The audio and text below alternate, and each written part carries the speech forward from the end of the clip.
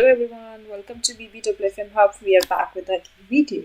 So in this video, we are going to learn the difference between forecasted headcount and projected headcount.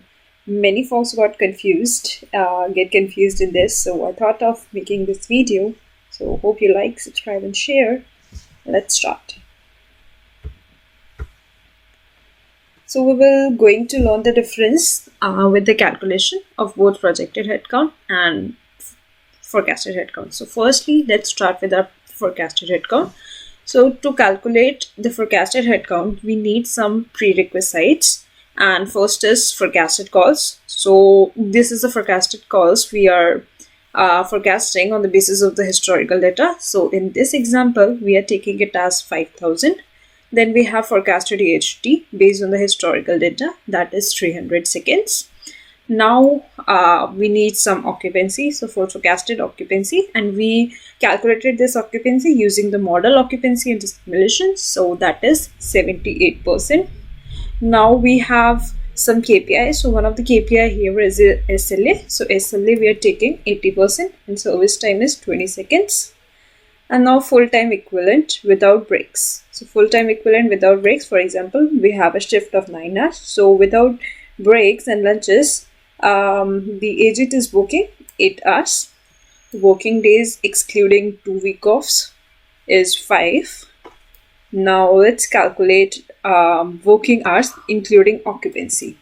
So if we can say the working hour including occupancy, it's just the FT without breaks into our working days, that is 5, into the occupancy. So this is the number of hours the agent is giving including the occupancy. If the agent is working with 78% occupancy and they are giving us 40 hours in a week, then 31.2 will be the hours including the occupancy.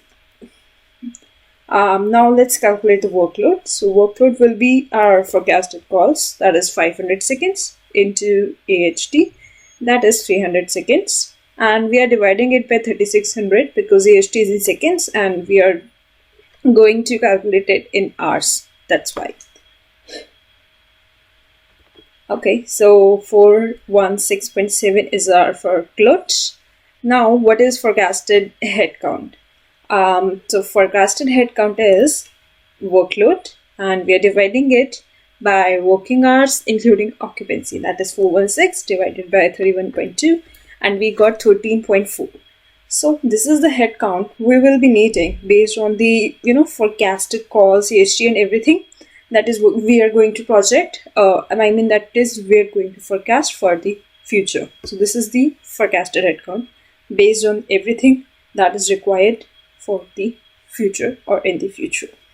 Now let's move ahead with the projected headcount. So what is the projected headcount? Projected headcount, let's take it as with an example. So actual headcount is, here we are taking actual headcount is 50. And let's take an example for a month. So we are saying in a month, the attrition would be 5%. So 5% would be my attrition. Promotions would be 2% and transfer out is 3%. Now we are going to project, like right now I have 50 teammates. We have 50 teammates and these attritions, promotion and transfers outs are going to happen in a month. So what will be the forecast, what will be the projected headcount at the end of the month? So the projected headcount will be, we are going to calculate it by actual headcount into 1 minus attritions into 1 minus promotion into 1 minus transfer out.